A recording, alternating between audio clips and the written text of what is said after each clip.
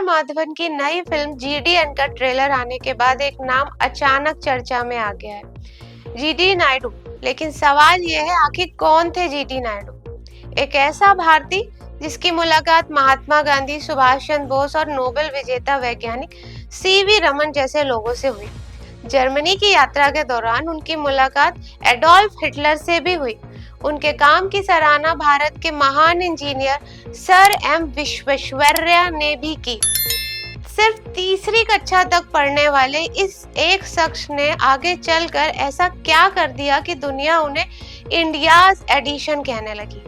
मैं हूं नेहा त्रिपाठी और अगले कुछ मिनटों में आप जानेंगे जीडी नायडू की पूरी कहानी। एक ऐसे भारतीय आविष्कारक जिसे दुनिया ने सम्मान दिया, लेकिन भारत में उनका नाम बहुत कम लोगों तक पहुंचा। जीडी नायडू का पूरा नाम गोपाल स्वामी दोरईस्वामी नायडू था। उनका जन्म 23 मार्च 1893 को तमिलनाडु के कलंगल गांव में एक साधारण किसान परिवार में हुआ। घर की आर्थिक स्थिति अच्छी नहीं थी, इसलिए तीसरी कक्षा के बाद उन्होंने स्कूल छोड़ दिया। लेकिन मशीनों को लेकर उनके बचपन से उन पर एक जुनून अलग ही था। वे हर नई मशीन को खोलकर समझने की कोशिश करते थे, वह कैसे काम करती है। साल 1920 में उन्होंने अपनी पहली बस खरीदी। यही उनके कारोबारी सफर की शुरुआत थी।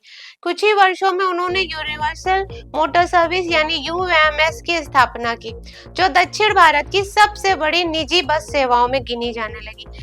लेकिन उनका सपना सिर्फ एक सफल बिजनेसमैन बनना नहीं था। वे चाहते थे कि भारत अपनी तकनीक खुद बनाए।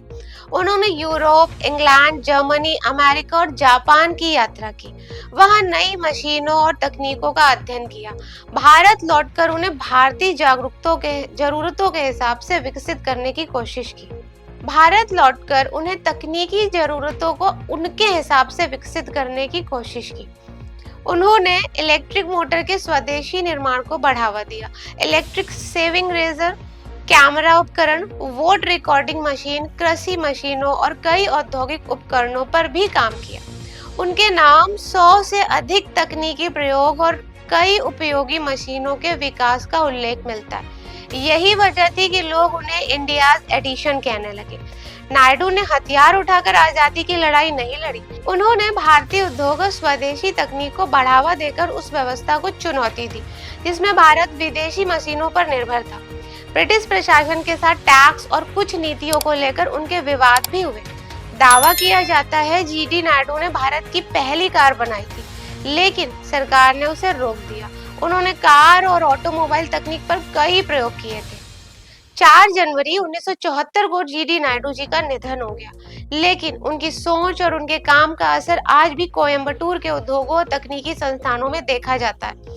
अब आर माधवन की फिल्म जीडीएन शायद उस भारतीय की कहानी नई पीढ़ी तक पहुंचाएगी जिसे दुनिया ने इंडियाज एडिशन कहा, लेकिन भारत के बहुत से लोग आज भी ठीक से नहीं जानते। अब सवाल आपसे, क्या जीडी नायडू जैसे आविष्कारकों की कहानी हमारी स्कूल की किताबों में होनी चाहिए?